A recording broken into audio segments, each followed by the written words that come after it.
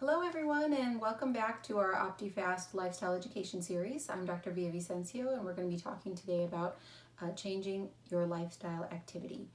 Today we're going to be discussing how we burn calories, and if we kind of understand how our bodies utilize calories in different ways, we can use that to our advantage and try to leverage that and increase our efficiency or increase our burning of calories throughout the day. So there's essentially three different ways that we think of how we burn calories. Most of our calories are burned by something called our basal metabolic rate or our resting metabolic rate. And if you can think about that, that's kind of like the calories that we burn if we were asleep all day. Just the calories that our body needs to stay alive, to run, to keep your heart pumping, to keep your brain going, to keep your stomach churning, all those kinds of things. And that is something that's pretty stable. We don't really have a lot of ways to input that a whole lot. We have a little bit. One way that we can increase our basal metabolic rate is by increasing our lean muscle mass. Those things are actually linearly proportional, or like kind of on a one-to-one basis. So as our muscle mass goes up, our basal metabolic rate goes up, which is one reason why, kind of men tend to be able to burn more calories than females do, because they most often, not always, but most often have more muscle mass than their female counterparts. The second way that we think about burning calories is through the thermic effect of food. And there's just a small amount of our calories are burned this way. And this refers to the energy that it takes our body to assimilate the food that we eat. To bring that a little bit easier to think about, it's just how much calories we burn just in digesting our food. And that takes up about 10% of our total calories in the day. And then the last way that we burn calories is by physical activity, and that's the one that's the most variable. Our calories burned through physical activity can range anywhere from 20 to 50%. It's usually around kind of the 30% mark for most people, but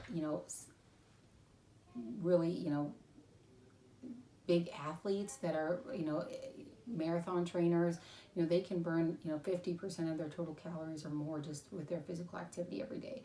Whereas somebody who's very, very sedentary, they may be burning much, much, much less. Now, with the physical activity, I think of it in two forms. You've got intentional exercise, and that's kind of the things that we've been talking about in other sessions, as far as, planned sessions at the gym, cardiovascular activity, lifting weights, that sort of thing. But then there's also the non-exercise activity thermogenesis. We can abbreviate that as NEAT or NEAT.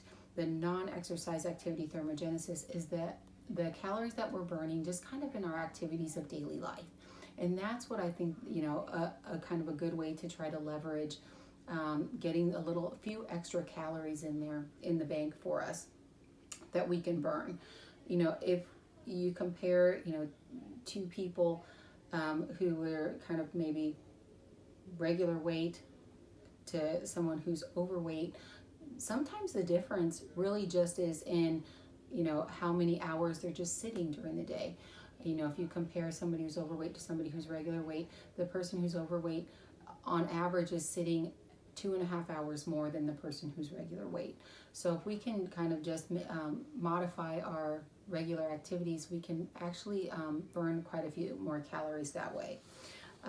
So on your packets for this module, there are several different kind of ideas of ways that we can try to just modify things that we're doing every day to try to burn a few more calories.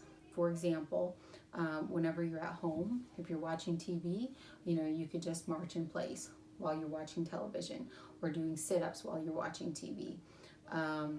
If you're cleaning up the house, you can, instead of just putting everything down and, piling it all up so that you can make one trip up the stairs, just everything time you need to take something upstairs, just take it on up. And so you may take 3 or 4 trips, but you're going to burn more calories that way. And then, just doing things, rather than hiring somebody to, mow your lawn, mow our lawn ourselves, or clean, do our own housework, that kind of thing. When you're out and about, if you're at a basketball game, pacing the side of the basketball court rather than sitting in the bleachers, that sort of thing, or parking your car a little further out rather than taking the first slot. And then if you're at work, walking around the office, taking a break every once an hour to just kind of do a quick walk around the office, visiting your coworker's desk rather than sending an email, all that kind of things.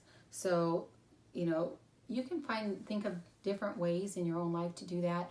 One really great way is by tracking your steps. And if you're in clinic with me, you know that I talk about tracking steps a lot. Because it's a great way to measure how active you are in your regular life outside of those planned activity sessions or planned exercise. So in general, sedentary lifestyle is considered 3,000 steps or less. So you definitely, that's always the first goal, to make sure that you're getting more than 3,000 steps a day. But an active lifestyle outside of the exercise piece is you want to be shooting for somewhere around 10,000 steps a day. And that's not something that comes like this. If you're not used to walking a lot or standing and that sort of thing, then you may need to work up to that slowly, and that's okay.